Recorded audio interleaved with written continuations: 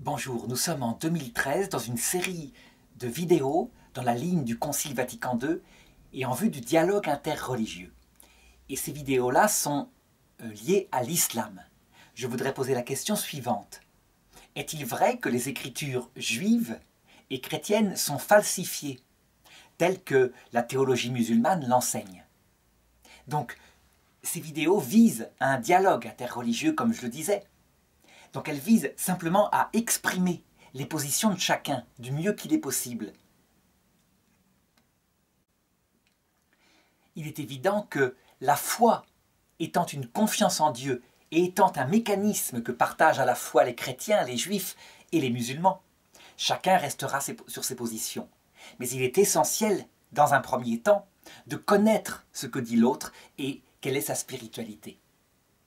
Alors, je dirais que la théologie fondamentale, ça veut dire celle qui fonde pour les musulmans la légitimité de leur religion, c'est que les écritures juives et chrétiennes ont été falsifiées par les écrivains humains qui les ont mis sur papier. La foi musulmane affirme que dès le début de l'humanité, la révélation unique de Dieu tombe. Et c'est le contenu du Coran. Ce n'est pas le texte matériel du Coran, mais c'est le contenu spirituel du Coran. Il n'y a eu, depuis Adam, en passant par Abraham, Isaac, Jacob, David, Salomon, Jésus, etc., il n'y a eu qu'une seule vérité. Et cette vérité a été donnée par Dieu aux hommes et par l'intermédiaire de prophètes. Les prophètes étaient choisis par Dieu, et donc en eux-mêmes, c'était des hommes honnêtes, droits, qui ne péchaient pas, ou du moins s'ils péchaient, ce n'étaient pas des péchés gravissimes. Ils ont communiqué la parole de Dieu aux hommes, et en l'occurrence, dans le cas de la révélation du Coran chez les Juifs et chez les chrétiens, il y a ensuite certains de leurs disciples qui l'ont mis sur papier. Et c'est là, dit l'islam, que s'est fait la falsification. Ça veut dire que pour ce qui est de la loi juive, eh bien, certains ont ajouté de leur propre sauce, de leur propre pâte. Et pour ce qui est de l'évangile de Jésus-Christ, les disciples ont été tellement admiratifs devant cet homme Jésus qui, pour le coup, lui, pour le Coran, était véritablement sans aucun péché, qu'ils ont exalté Jésus et ils ont fini par le considérer comme Dieu, chose qu'ils n'avaient jamais dite, disent les musulmans, et ils prennent à témoin certaines paroles de l'Évangile, où Jésus se proclame homme, où il dit « Le Père est plus grand que moi », où à la croix, par exemple, il prie le Père en disant « Mon Dieu, pourquoi m'as-tu abandonné ?» Ce qui indique qu'il considère qu'il est une personne différente de Dieu qui est le Père. Si bien que, à la fin du monde, donc lors de la venue du prophète Mohammed, Dieu, pour pallier à cet inconvénient, visible tout au long de l'histoire et dénoncé d'ailleurs par les Écritures, quand Jésus dit par exemple « Vous qui tuez les prophètes, vous qui les persécutez », ce qui indique bien que leur parole elle-même est persécutée. Eh bien Dieu décide de choisir un homme qui est peu cultivé, mais qui est parfaitement obéissant. Il lui apparaît, par l'intermédiaire de son ange, l'ange Gabriel, c'est la révélation, et il se met à lui dicter mot à mot le Coran, en lui disant de l'apprendre par cœur. Il l'apprend, il le répète à ses disciples, qui se mettent à l'apprendre par cœur, eux aussi. Et puis, à un moment donné, à la mort de Mohammed, ce Coran est écrit sur papier, et c'est le Coran tel que on le voit maintenant. Ce Coran, sa caractéristique, c'est donc qu'il est dicté mot à mot. Il n'y a pas une seule erreur. Et pour l'affirmer, les musulmans disent qu'il a été recueilli de la bouche de plusieurs personnes parmi les disciples de Mohammed qui l'avaient appris. C'est Othman qui l'a mis en forme et qui a choisi la version, qu'il a mis en ordre, un ordre selon la taille des sourates, les plus petites étant au début, les plus longues étant à la fin. Il n'a pas suivi l'ordre chronologique des révélations. Donc la caractéristique du Coran, c'est d'être dicté.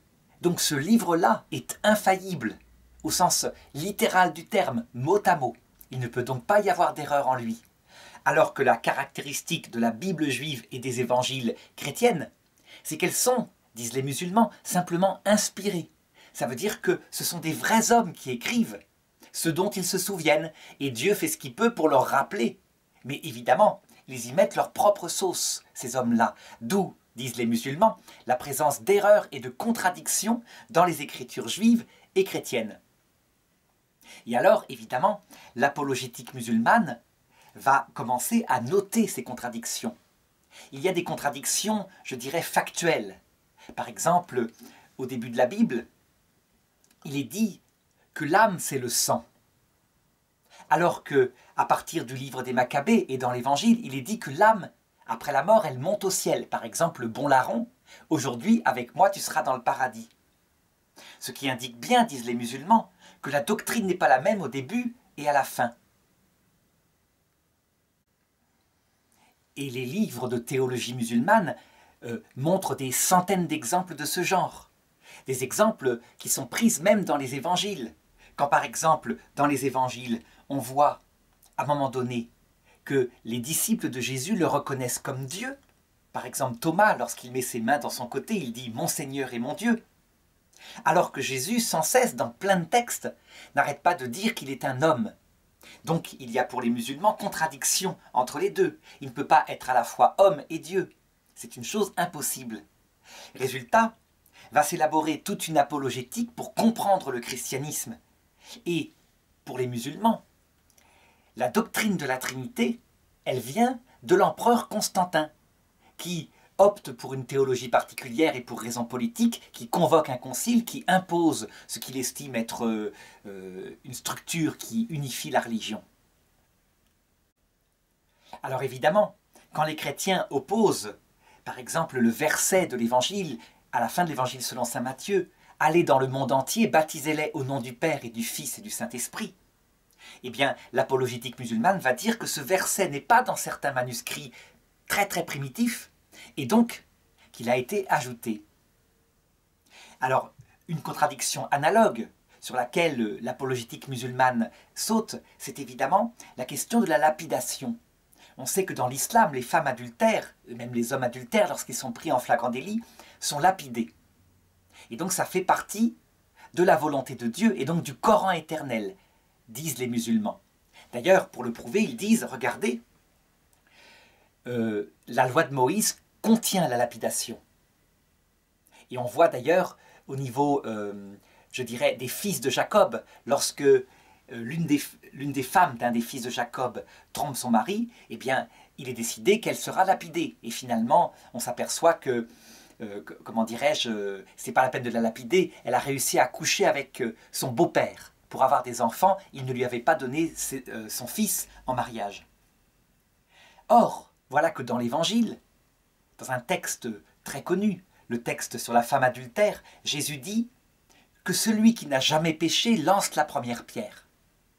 Tous s'en vont en commençant par les plus vieux, et Jésus, qui est le seul qui n'a jamais péché, qui pouvait la lapider, lui dit « Moi non plus je ne te condamne pas, va, ne pêche plus ». Donc les chrétiens disent, vous voyez bien, la loi de Jésus interdit la lapidation, qui est une peine barbare, et qui ne, comment dirais-je, qui était acceptée à cause de la dureté du cœur des gens à l'époque de l'Ancien Testament. Eh bien, les musulmans, effectivement frappés par ce texte, disent « Oui, mais regardez certains manuscrits de l'ancienne, des évangiles très très anciens, il ne contient pas ce texte. Et ce texte n'est pas commenté par certains pères de l'Église, ce qui semble indiquer qu'il n'en faisait pas partie. » Donc, ils en font, une fois de plus, une preuve de la falsification des Écritures par les disciples de Jésus.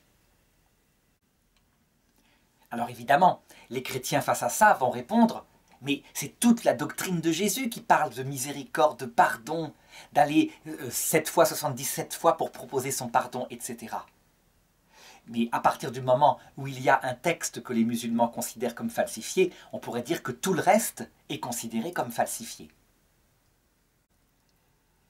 Alors, dans la doctrine musulmane, on peut dire que tous les évangiles et l'Ancien Testament ne peuvent pas être lus en eux-mêmes puisque ce sont des livres faussés. Et donc, tout est lu par l'intermédiaire du Coran.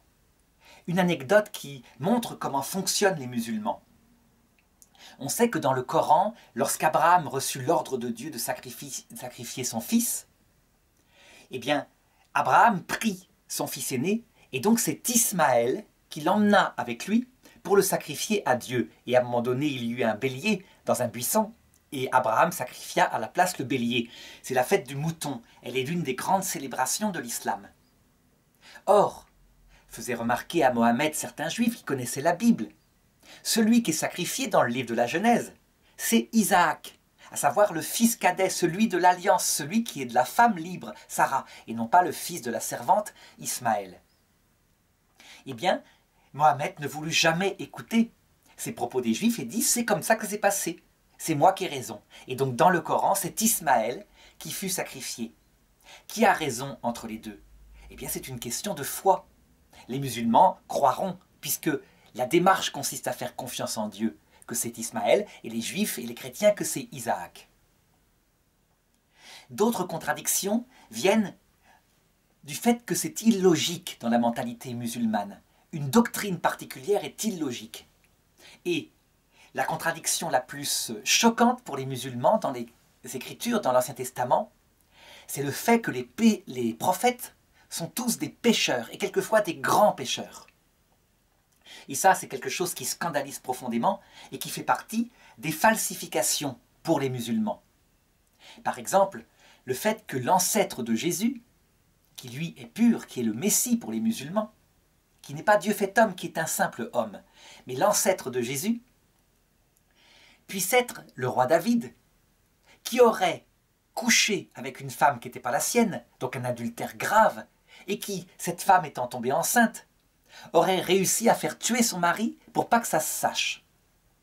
Eh bien, pour les musulmans, c'est aberrant. Ce n'est pas possible que le prophète David ait commis un tel péché grave qui mériterait la lapidation. Donc là, le texte est forcément falsifié, parce que Dieu qui est Dieu ne peut pas choisir quelqu'un comme cela.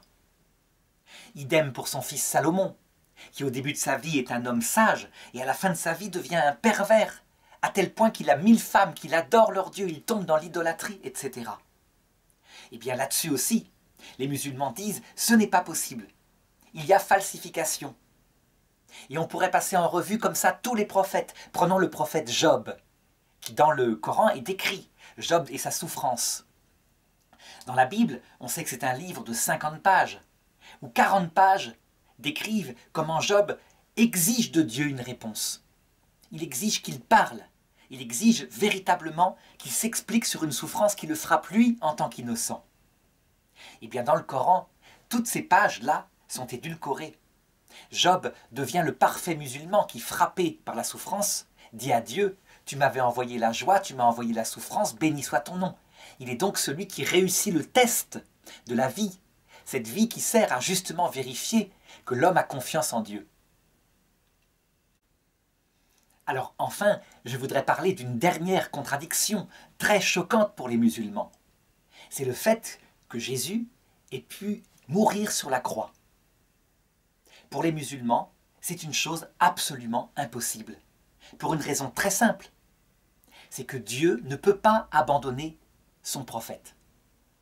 Ça veut donc dire qu'il s'est passé autre chose. Alors évidemment, Mohammed était confronté au texte, 4 évangiles qui décrivent la passion de Jésus. La présence au pied de la croix de la mère de Jésus, dans Saint Jean, qui le reconnaît, qui lui parle, et Jésus qui lui dit « Voici ton fils » en indiquant Jean lui-même, celui qui a écrit ce 4e évangile. Donc ça posait un gros problème. Seulement, dans la théologie, dans l'esprit de Mohammed, c'est comme ça.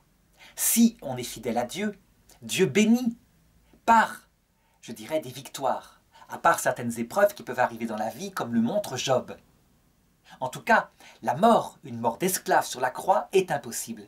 Et donc on voit dans le Coran apparaître la vraie version pour les musulmans, à savoir que Jésus lui-même n'a pas été crucifié. Certains disent qu'il y avait à sa place une apparence de Jésus. Donc certains ont pensé à Judas, que les gens ont confondu et qu'ils ont cru que c'était Jésus, ce qui s'expliquerait par le fait qu'à l'époque, il n'y a pas, je dirais, de photographie pour reconnaître bien les gens. Ou alors, autre hypothèse, que ce serait une image qui aurait été crucifiée, que les gens auraient eu l'impression que quelqu'un était sur cette croix, alors qu'en fait il n'y avait personne et que Jésus était monté au ciel, d'où il reviendra dans sa gloire pour instaurer l'islam de nouveau à la fin du monde. Donc il faut remarquer que ces textes-là, toute cette doctrine musulmane, elle est unifiée. Unifiée autour du rejet d'une mort qui pourrait porter du fruit. Si le grain de blé ne meurt pas, il reste seul, mais s'il meurt, il porte beaucoup de fruits. Et ce qui est très étonnant à remarquer, en tout cas d'un regard extérieur chrétien, c'est que dans certains hadiths, c'est-à-dire de paroles reconnues comme étant celles prononcées par Mohammed au cours de sa vie et recueillies par ses disciples, eh bien, il y a eu, vers la fin de la vie de Mohammed, certaines paroles qui n'allaient pas dans le sens de cette doctrine unifiée. Ce sont tous les hadiths sur la fin du monde, ceux qui annoncent que, vers la fin du monde, viendront des Arabes pervers qui mettront le bazar dans la communauté musulmane, que la communauté musulmane apostasiera en masse, c'est-à-dire rejettera la religion, et que les derniers musulmans, lorsqu'ils seront fidèles à 1% ou 10% des commandements du Coran, seront plus héroïques que ceux qui, au début de l'islam, étaient fidèles à toute la totalité des commandements. Qu'il y aura un antichrist et que cet antichrist vaincra, en tout cas paraîtra vaincre l'islam avant que Jésus ne revienne et donne une victoire miraculeuse à l'islam sur la terre entière. Mohammed, disent les témoins, lorsqu'il recevait ces paroles-là, pleurait beaucoup et les rejetait. Ce n'était pas dans sa mentalité. Donc c'est quelque chose d'intéressant pour un témoin extérieur, pour regarder et pour se dire qu'il semblerait qu'il y a quelque chose qui n'entrait pas dans la mentalité habituelle de Mohammed. En tout cas, voilà maintenant quelle est la position des chrétiens. Mais aussi des juifs, parce que là-dessus, on peut dire qu'il y a une unité de considération. Juifs et chrétiens ont le même regard sur les Écritures. Sauf que les Juifs, évidemment, s'arrêtent à la fin de l'Ancien Testament et rejettent les évangiles, sinon ils ne seraient plus des Juifs. La grande différence, la différence fondamentale entre les musulmans et, d'autre part, les Juifs et les chrétiens, c'est que pour les Juifs et les chrétiens, la Bible témoigne d'une révélation progressive de la parole de Dieu. Ça veut dire que l'idée que le Coran serait tombé dès le départ parfait est rejetée par ces deux religions, sauf sur un point, le tout début de l'humanité, à savoir Adam et Ève. Pour les Juifs et les chrétiens, Adam et Ève, eux, reçurent la plénitude d'une révélation. C'est raconté dans la Bible. Le christianisme, comme l'islam d'ailleurs, reconnaissent l'existence réelle d'Adam et Ève comme le premier homme et la première femme ayant une âme spirituelle. Ce qui ne veut pas dire qu'avant, dit en tout cas le pape Jean-Paul II, il n'y avait pas des hominidés animaux, bien au contraire, la science semble le prouver. Adam et Ève, pour le christianisme, reçurent la plénitude de la révélation et devaient simplement être fidèles et se soumettre à un commandement. Le commandement étant de ne pas manger de l'arbre de la connaissance du bien et du mal. Donc sur ce point-là, on peut dire que les trois religions se rejoignent, même si le christianisme dit que la révélation était l'évangile. Donc une relation possible d'amour, d'amitié entre Dieu et Adam et Ève, tandis que les musulmans parlent du Coran, donc une relation possible d'humble serviteur entre Adam et Ève et Dieu. Et ensuite vient le péché originel. Et la Bible raconte l'histoire de l'humanité. Eh bien, la grande différence, c'est que pour les chrétiens et les juifs, lorsqu'on voit par exemple Noé, qui reçoit une promesse d'une alliance avec l'arc-en-ciel, eh bien, il ne reçoit pas la plénitude de la révélation. Il reçoit quelques détails particuliers, à savoir qu'il y a une alliance pour que la nature lui permette de vivre. Une sorte d'alliance, je dirais, de communion dans la nature avec Dieu. Et Dieu s'engage à ne plus détruire l'humanité. Résultat, pour les chrétiens et les juifs, Noé ne connaît pas le nom de Dieu. Il se souvient qu'il y a un seul Dieu, par contre. Mais il ne sait pas qu'il s'appelle Yahvé. Pour Abraham, Isaac et Jacob, eh bien, la révélation se complète. Dieu se fait leur Dieu qui les protège et les conduit, mais pour le moment, il ne leur dit pas qu'il est le Dieu unique. Il est le Dieu d'Abraham, d'Isaac et de Jacob, et d'autres familles à côté ont leur propre Dieu. Donc il est un Dieu parmi d'autres dieux. Tandis qu'avec Moïse, là, véritablement, apparaît la révélation qui insiste sur le fait que les autres dieux ne sont pas des dieux, et que même les anges ne sont pas des dieux, Donc Moïse insiste tellement sur le monothéisme, un peu comme le fit d'ailleurs Akhénaton, un pharaon égyptien un petit peu avant, qu'il bannit toute représentation, toute image d'une quelconque créature, de peur que les hommes, dans leur faiblesse, n'adorent cette créature. Il y a donc un progrès. Seulement, à l'époque de Moïse, Dieu n'est pas présenté comme un Dieu bon, mais comme un Dieu terrible, qui se venge, qui tue celui qui désobéit, qui commande la lapidation. Donc, la loi de Moïse, elle est adaptée à un peuple dur, un peuple, je dirais, de l'âge de bronze, du néolithique, de l'époque où véritablement, on le voit dans l'archéologie, il y a des massacres partout, des combats, des villes exterminées. C'est l'une des périodes les plus terribles, je pense, de l'histoire de l'humanité, c'est le début de l'agriculture. Et donc, la taille des hommes diminue. Ce n'est pas la période bénie du paléolithique où il y avait tellement d'animaux dans la nature que les hommes sont forts, sont en bonne santé, mais ils sont peu nombreux sur Terre. Moïse, lorsqu'on regarde ces textes, on s'aperçoit qu'il n'y a pas chez lui de doctrine de la vie éternelle. Si bien que les disciples des livres de Moïse, qu'on appelle les Sadducéens à l'époque de Jésus, affirment qu'il n'y a pas de vie éternelle. Parce que pour eux, tous les prophètes qui viennent après Moïse sont un ajout. C'est un peu, les Sadducéens, les luthériens de la Bible. Seul le Pentateuque est valable et le reste, c'est des traditions humaines. Donc, ils considèrent que la doctrine de Moïse seule doit être gardée. Au contraire, les pharisiens à l'époque de Jésus, eh bien, ils ont assumé dans la révélation les choses qui sont arrivées par la suite et qui ont approfondi le message. À savoir, tous les livres sapientiaux, mais aussi l'arrivée de la philosophie grecque, qui a fait méditer les savants juifs et qui donne dans le livre des martyrs d'Israël, qui sont leurs propres ancêtres, qui se sont battus contre les Grecs justement, qui donne l'idée que la terre promise de Moïse n'est que le symbole matériel d'une terre éternelle. Et que dans cette terre éternelle, on le voit dans le deuxième livre des Maccabées chapitre 12, eh bien il y a un paradis, il y a un enfer et il y a un purgatoire pour ceux qui ont quelque chose à purifier. Et on peut même prier en offrant des sacrifices au temple de Jérusalem pour aider ces gens qui ont péché à se purifier de leurs péchés. Alors pour les chrétiens, par contre, la perfection de toute la révélation, c'est Jésus. C'est-à-dire qu'il y a un regard particulier sur Jésus. Jésus, ce n'est pas un prophète. Ce n'est pas un homme. C'est carrément Dieu qui vient sur terre pour révéler sa volonté. Et donc, forcément, puisque c'est Dieu qui parle, le message, cette fois, est parfait. Dans les évangiles tels qu'il est raconté. Cependant, si le message de l'évangile raconté par les disciples et inspiré par Dieu est parfait, il est sans erreur. Je veux dire par là que, historiquement, il peut y avoir des erreurs de datation, des textes qui sont avant d'autres, des paroles prononcées par Jésus qui n'ont pas été exactement prononcées comme cela. Mais le contenu essentiel est là. Parce que, disent les chrétiens, tout a été inspiré.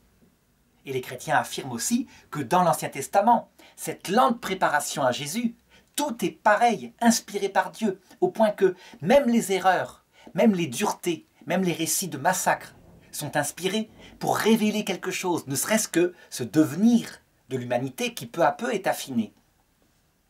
Pour les évangiles, il y a donc la perfection, mais attention, les chrétiens ne disent pas que du coup, ça y est, on atteint la perfection de la compréhension et qu'il n'y a plus de progrès. À partir du moment où Jésus s'en va, eh bien les chrétiens considèrent que l'Église elle-même, peu à peu, aidée par l'Esprit Saint, va de mieux en mieux comprendre le message. Ça se voit à travers les conciles qui au début mettent en place la Trinité, puis le dogme de la divinité du Christ, puis est-ce qu'on peut représenter ou non des images, est-ce qu'on peut vénérer les saints ou pas, la grâce, l'Église avec Vatican II, reste à définir la vie après la mort. Mais on pourrait dire que pour les chrétiens, si la révélation a été plénière dans l'Évangile, sa compréhension reste dans le devenir. On peut dire que la marque du progrès reste dans l'Église actuelle. C'est d'ailleurs la grande difficulté que une partie de l'Église a avec le Concile Vatican II. Parce que, jusqu'alors, jusqu'au Concile Vatican II, les théologiens s'étaient habitués que la doctrine définie par les conciles correspondait, en gros, à celle de saint Thomas d'Aquin, qui avait été écrite, disons, au Moyen-Âge. Or, avec le Concile Vatican II, un certain nombre de doctrines sont définies en dehors de la pensée de saint Thomas d'Aquin, s'y opposent même parfois. Par exemple, Gaudium et Spes 22.5, Dieu proposera son salut à tout homme, ce qui, évidemment, met fin à l'hypothèse théologique d'enfants non baptisés qui seraient éternellement séparés de Dieu. Eh bien, chez certains théologiens, il n'y a plus de progrès avec saint Thomas d'Aquin, si bien que le Concile Vatican II sera rejeté. Chez la plupart des catholiques, évidemment, le progrès continue dans l'unique révélation. Et on pourrait dire que le progrès sera parfaitement accompli à deux étapes de la vie des hommes. D'abord, lorsque le Christ apparaît dans sa gloire, parce que cette fois, plus besoin d'un livre et d'une réflexion pour comprendre, on verra directement son cœur sacré et tout l'amour qu'il y ait. Et puis, l'entrée dans la vision béatifique, lorsque cette fois, on verra carrément sa divinité directement, sans avoir besoin de passer par son humanité glorieuse à l'heure de la mort. Alors, dans cette même ligne, s'il y a progrès possible, alors on comprend pourquoi est-ce qu'il n'est pas choquant du tout pour les juifs et les chrétiens que les prophètes puissent avoir été pécheurs. Et je dirais même, pour les chrétiens, que les prophètes actuels, à savoir les papes, les évêques, les prêtres, puissent être eux aussi pécheurs. Lorsque par exemple les catholiques manifestent un grand respect pour le pape à Rome, lorsque les orthodoxes embrassent la main de leur prêtre pour signifier le grand respect qu'ils ont pour leur fonction, eh bien, ça ne veut pas dire que les chrétiens et les juifs prennent leurs prêtres, les chrétiens et les protestants et les catholiques prennent leurs prêtres ou leurs évêques pour des saints. Non, ils vénèrent la fonction, puisque quand leur main consacre l'Eucharistie, elle vient sur l'autel. Lorsqu'il s'agit de regarder donc les péchés, par exemple d'Abraham, qui à un moment donné est en Égypte, et qui par peur du Pharaon fait passer sa femme Sarah pour sa sœur, si bien que le Pharaon a une aventure avec sa femme.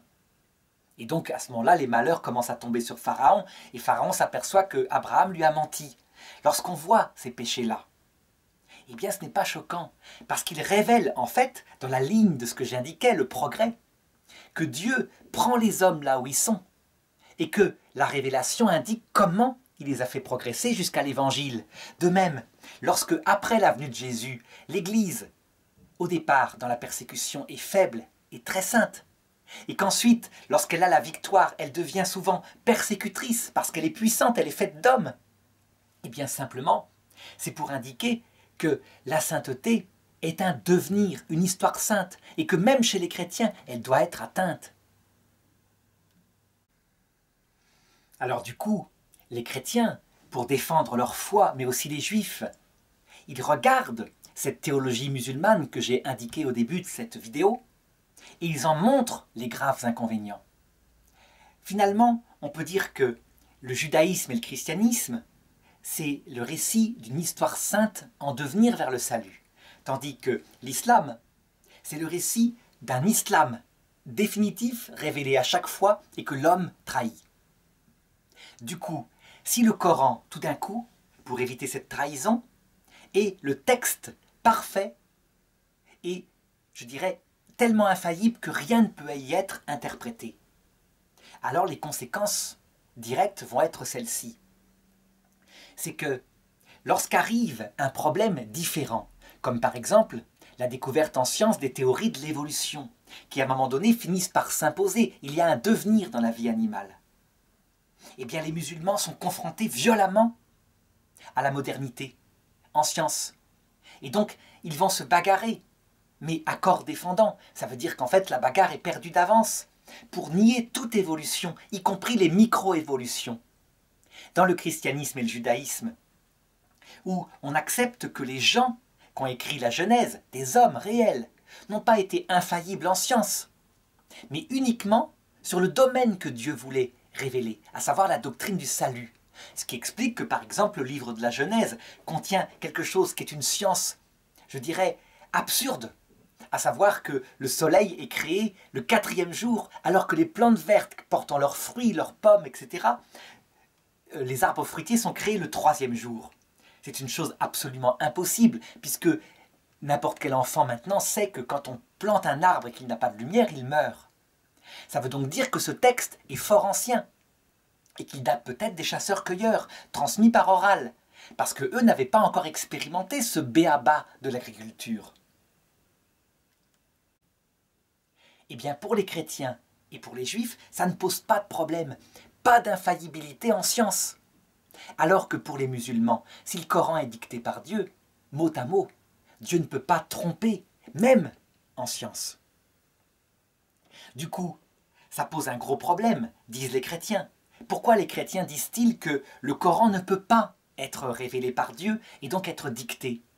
Tout simplement parce que dans leur domaine propre qu'ils connaissent bien, ils sont des chrétiens, eh bien ils constatent que le Coran contient des choses qui sont contradictoires avec la théologie chrétienne et qui pourtant est dit dans le Coran comme étant la théologie chrétienne. Par exemple, l'idée coranique que la Trinité chrétienne est une association. Ça veut dire qu'on associe à Dieu un fils qu'il a eu, parfois on peut le penser, avec une femme, puisqu'il y a même une sourate qui dit « Qui a fait de vous, qui vous a donné l'autorisation, vous chrétiens, de faire de la Vierge Marie un Dieu associé avec Dieu ?» C'est la sourate Al-Maïdia 5, 116.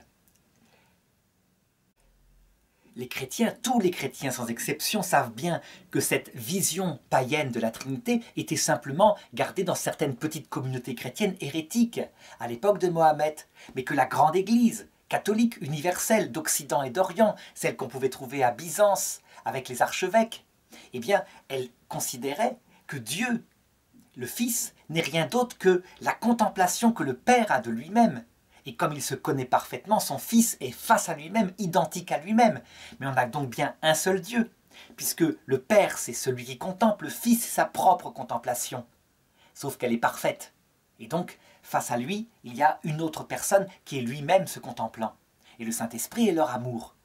Donc si le Coran avait critiqué la Trinité, définie par les conciles qui avaient déjà eu lieu à l'époque de la révélation coranique, eh bien les chrétiens auraient pu dire « D'accord, là, je vois, il y a une opposition à notre théologie et donc c'est digne que Dieu la connaisse au minimum. » Face à une telle critique, les musulmans vont répondre, ils sont bien obligés. Mais non, la Trinité, c'est ce qu'on dit que vous dites. C'est pas ce que vous dites maintenant.